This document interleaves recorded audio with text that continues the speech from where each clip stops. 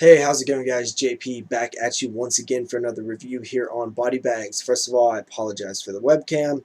My camera wasn't charged again and I didn't have time to charge it, so we're back to the poor quality webcam. But this is week number 41, and of course we are doing theme weeks every week now, which is just a lot of fun. It really spices up the channel, and we're taking turns picking the theme. And this week Philip decided to pick Giallos. Now I'm not super familiar with these, actually not familiar at all, pretty much. Next to no knowledge. I've only seen maybe one or two, not including this one. And you know, the definition is kind of mixed at times. I've heard, this film's a giallo. I've heard other people say that, it's not. A lot of kind of conflicted opinions on what it is and what it isn't. But I get the concept. I understand what it is for the most part. And I've always kind of been interested if I would like these or not because, I like the whodunit, like American slashers, and this kind of like that. So, you know, I thought that I might enjoy them. So this was a good opportunity for me to see another one. And I kind of just went by random and just picked a random one, the first one that I seen on a list of, 100 best giallos or something. And it is Seven Blood-Stained Orchids from the year 1972, directed by Umberto Lenzi, and I believe it was Italian produced, so from Italy. Now, this one follows a killer that we are a unknown killer who wears black gloves, who quickly kills off, I believe, like 3 women. Now, we see, the murders. Kind of some stuff is a bit off screen and things, um, and the title Seven Bloodstained Orchids, obviously the women, there's 7 women, and you kind of get you kind of from the title I kind of got that that's probably what it was going to be. There's 7 women who represent the 7 orchids, bloodstained, but there's also literal bloodstained orchids in the film on a grave, which is pretty cool. I like the idea behind some of the more interesting titles like that and stuff that represent things. But that's just a side note. Anyway, so we follow a husband and a wife as they are.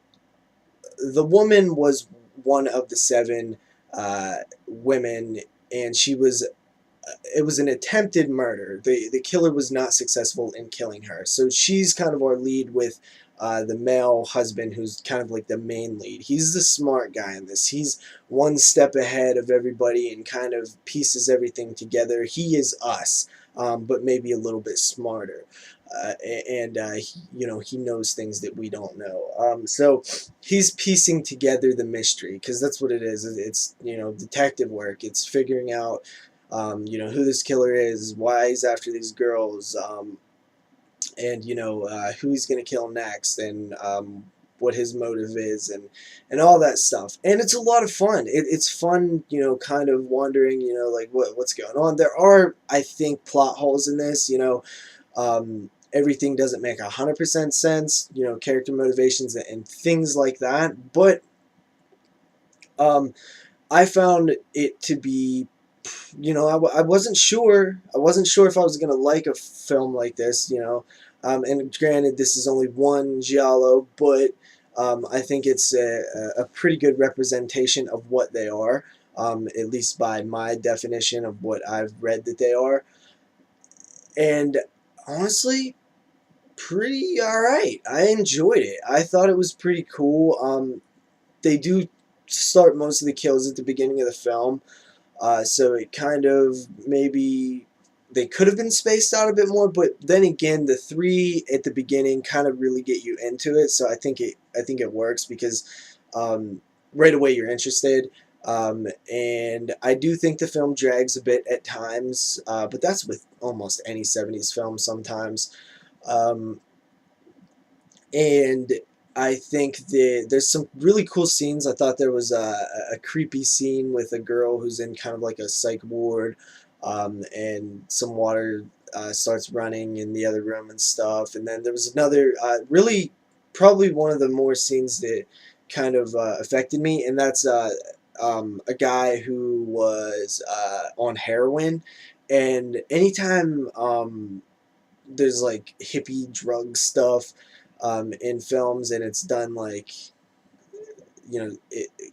closely realistic.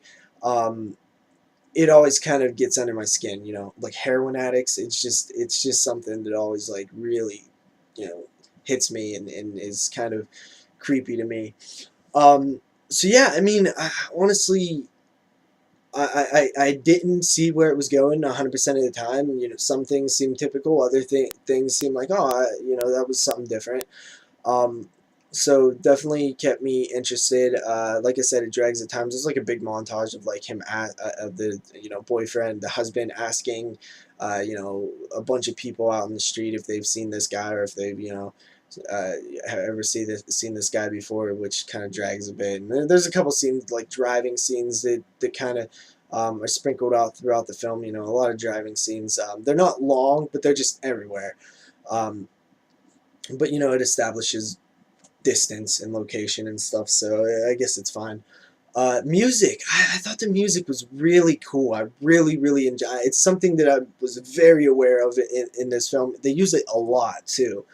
Um, it almost sounds like some weird like almost like 70s like porn music or something, but it fits really well for the movie, and I strongly enjoyed the music, and how it's scored over the film and stuff.